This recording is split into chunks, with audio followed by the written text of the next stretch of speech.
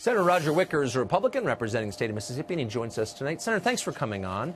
What is the American national security interest that would be served by regime change in Syria? Well, if you care about Israel, you have to be interested at least in what's going on in Syria. We're fighting ISIS there. Iran is seeking to dominate the whole region. I think we have national interests in Syria. But let me say this about what candidate Trump may have said, or what he said before he was a candidate. You know, there is information you receive when you're president of the United States that you really don't have as a candidate. And I appreciate the president putting a team around him that I have confidence in. Secretary Mattis and General Dunford, the chairman of the Joint Chiefs of Staff, I think are going to give the president good advice. John Bolton's starting today, and I there are think, smart and decent people around him. They're going to tell him what he needs to hear. Well, and there are certainly a lot of those people are smart. But I just want to get back to the core question that I think a lot of voters have, which is what's the American national security interest that is served? You said if you care about Israel, I do care about Israel, but what's the American national security interest that would be served by regime change? You can think of a lot of potential downsides, deaths, cost, et cetera. How would this country become safer by overthrowing Assad? I'm not sure that regime change is still our goal there. It was the goal of Barack Obama. It hasn't really been our stated goal during this Trump administration. But defeating ISIS in Iraq and in Syria is still our goal. And I think that is in the national interest. But wasn't defeating ISIS one of the goals of the Assad government? Of course, ISIS was a radical Sunni group. Assad is an Alawite allied with the Shiites. He was fighting ISIS as well. So why wouldn't we, if we believe ISIS is the main enemy, functionally find ourselves on the side of Assad? Well, you're correct in this sense, and you're correct in many ways. It's complicated in Syria. There's no question about it. I mean, there's not a bunch of white hats and a bunch of black hats. So I'll give you that.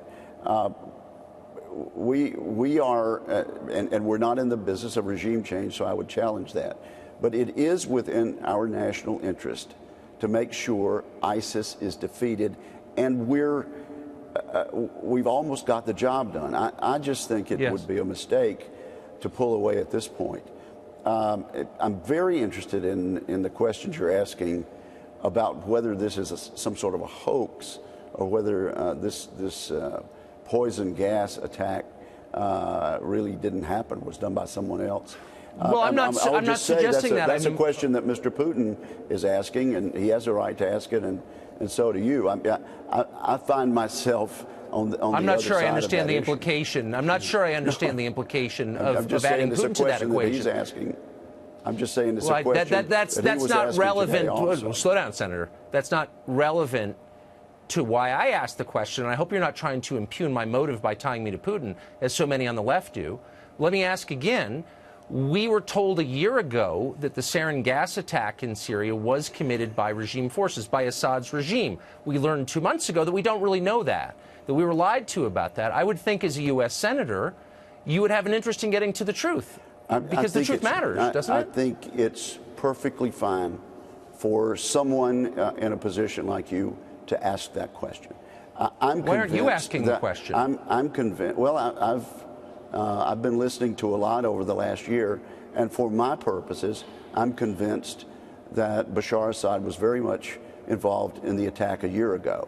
The United Nations Security Council is currently, based on information I've heard, I think the United Nations Can you characterize it for us? Because the Secretary of Defense. I'm sorry, I wouldn't typically interrupt you, but you suggested that I was somehow allied with Putin. So I think I can press you on this question. I'm suggesting that you asked the same question that he asked, and that's fair. So I must be a Russian agent. I get it, right? I'm not saying that at all. I'm not saying that. Because it's a very obvious question, actually, and the Secretary of Defense said 2 months ago that we didn't have proof, but you apparently have proof that the Secretary of Defense doesn't have. Could you characterize it for us?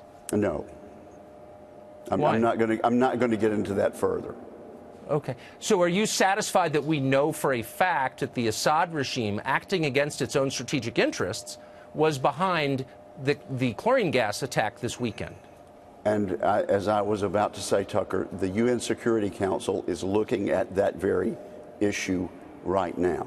The President of the United States has concluded that, in fact, Bashar Assad was involved in this and was responsible for it. And okay. I assume he's making that statement based on the best facts he can get from the Secretary of Defense and from the Chairman of the Joint Chiefs of Staff and his incoming National Security Advisor. Okay, well, I guess Putin and I would like a little more detail on that before we launch a new war on the basis of it. And do you think that's a fair question to ask? I think you are asking interesting questions, and they need to be asked.